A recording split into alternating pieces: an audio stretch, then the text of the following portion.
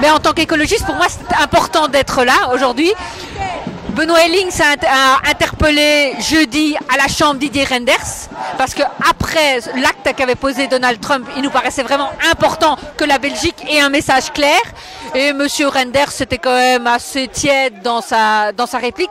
Pour nous, c'est le moment. Le Parlement fédéral, à diverses reprises, a demandé qu'on reconnaisse l'État palestinien. Et bien, au moment opportun, eh bien, c'est le moment opportun. Il est urgent maintenant que le gouvernement fédéral pose un acte pour reconnaître l'État palestinien, et c'est aujourd'hui que ça soit fait, parce que l'acte qu'a posé Donald Trump est vraiment un acte pour empêcher toute autonomie du peuple palestinien. On ne peut pas laisser permettre ça. Il faut montrer que l'Europe aussi pose des actes si on est dans cette guerre. Jérusalem n'est pas à vous, le peuple palestinien restera à nous. Jérusalem n'est pas à vous, le peuple palestinien restera debout.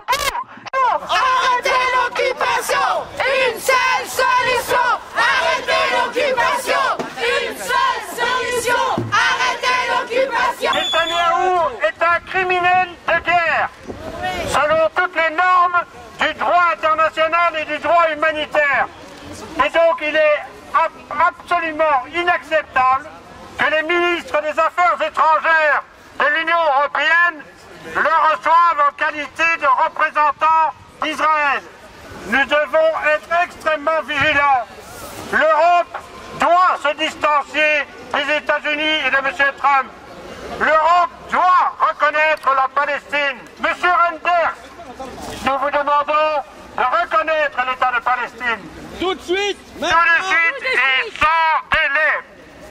Nous demandons aussi à la Commission européenne d'arrêter de mettre sur pied d'égalité la résistance palestinienne et les forces d'occupation d'Israël. Bravo!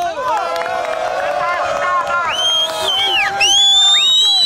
Et nous appelons les journalistes et la presse à ne pas faire cet amalgame scandaleux entre un peuple occupé, un peuple qui est mis sous embargo, un peuple qui vit dans une prison ouverte à Gaza, et sa capacité encore aujourd'hui à sans cesse relever la tête, à dire non à l'occupation, à dire non aux crimes de l'armée israélienne, à dire qu'il a droit à sa dignité, à son État, à son indépendance et à sa liberté. Nous sommes tous pour l'autodétermination du peuple palestinien.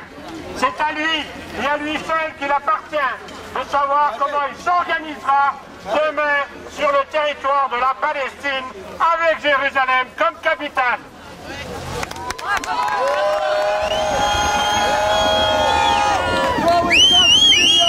Alors on est là aujourd'hui puisque le lendemain de la journée internationale des droits de l'homme, Netanyahou est accueilli par un décroissant et un tapis rouge par les ministres des Affaires étrangères européennes.